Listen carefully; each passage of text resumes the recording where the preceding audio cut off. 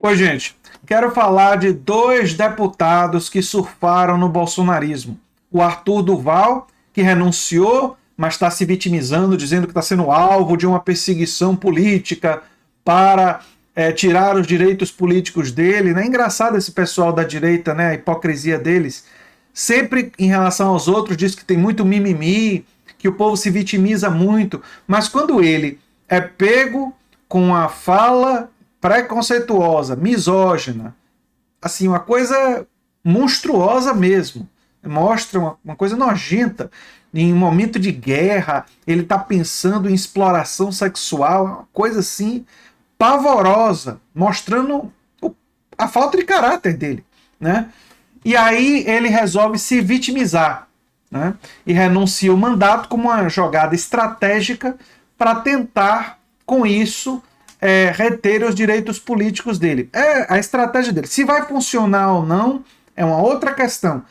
Nesse momento, me parece que a tendência é que não funcione. No Brasil, a gente nunca pode botar a mão no fogo, não é?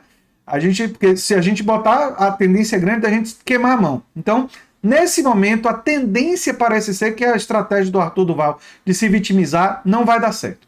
Já o Daniel Silveira, que foi corretamente condenado por ameaçar o Supremo, corretamente condenado pelos elogios dele à repressão e defender destituir membros do Supremo e atacar violentamente, coisas assim horrorosas que o Daniel Silveira fez, que são crimes, tipificados como crime, não há dúvida sobre isso.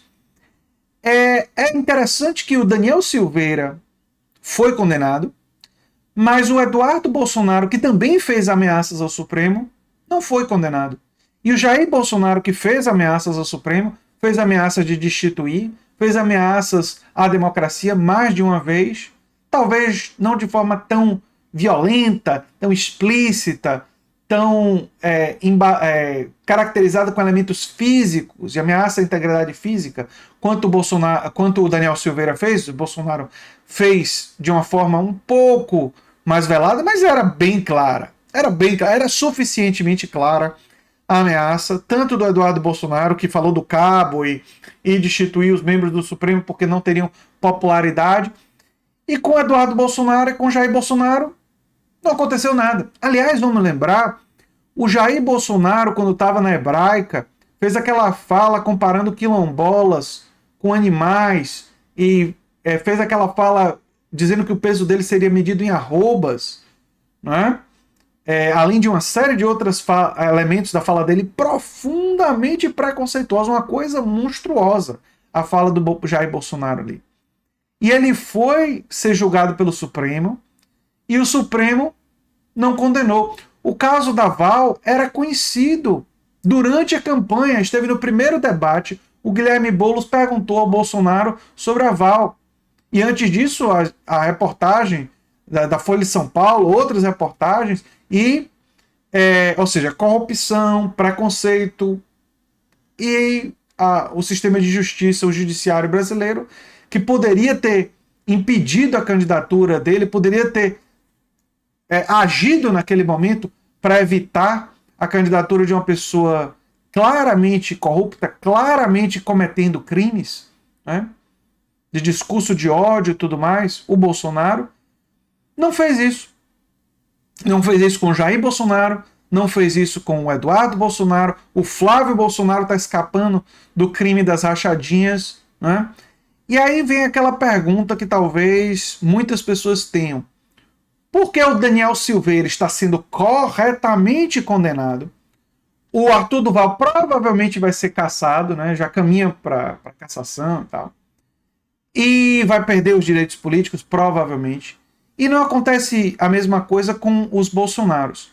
E aí, como historiador e como uma pessoa que analisa política, eu tenho uma hipótese para vocês. É claro que não é uma coisa assim que a gente possa afirmar com certeza absoluta, mas eu tenho uma hipótese que me parece bem provável.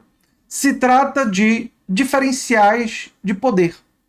Mesmo quando eu era candidato, Bolsonaro já era apoiado por alguns setores militares, alguns setores do empresariado e apoiado por parte da milícia. Uma pessoa que tem esses apoios mete um certo medo no judiciário. E muita gente, especialmente no Rio de Janeiro, teria medo de processar ele por corrupção. Aliás, porque, vamos concordar, muita gente tem aquelas práticas de funcionários fantasmas, isso não faz essas práticas aceitáveis, mas é um comportamento que em muitas assembleias legislativas do Brasil é feito e tem muita gente que tolera. É um absurdo, mas isso existe. Né? Já o Daniel Silveira e o Arthur Duval, eles pertencem a uma casta mais baixa da política brasileira que tem menos poder. O Arthur Duval, por exemplo, mamãe falei, fora dos apoiadores dele, ele é muito mal visto em toda a classe política lá em Brasília. Os bolsonaristas odeiam ele por ter traído o Bolsonaro. A esquerda, nem preciso falar, tudo que ele fez ao longo da vida. E os políticos tradicionais olham para o Arthur Duval, aqueles fisiológicos tradicionais, e olham para o Arthur Duval e dizem, olha, esses fingidos de nova política são ameaça a nós. Então, quais são os aliados do Arthur Duval em Brasília? Ele não tem os bolsonaristas, ele não tem o direitão fisiológico e não tem nenhum dos políticos da centro e da centro-esquerda e da esquerda. É uma figura isolada. O Daniel Silveira tem apenas os bolsonaristas como aliados. Até por isso o Arthur Lira está tentando levar a coisa da perda do mandato para o Congresso e tirar do Supremo, porque é um aliado do bolsonarismo e o Arthur Lira quase sempre fez tudo que o Bolsonaro e os bolsonaristas queriam. E essa é mais uma atuação do Arthur Lira nesse sentido.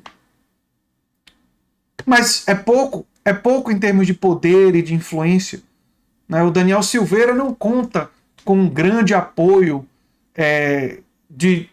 dos militares, ele não conta com um grande apoio. O bolsonarismo não abraçou ele ao ponto. Não é um filho do presidente. O filho do presidente, se fosse com o filho do presidente, seria diferente. Porque aí o bolsonarismo viria com tudo para protegê-lo. O Daniel Silveira tem apoio apenas do bolsonarismo das redes e não o bolsonarismo institucionalizado, que tem poder hoje, lamentavelmente.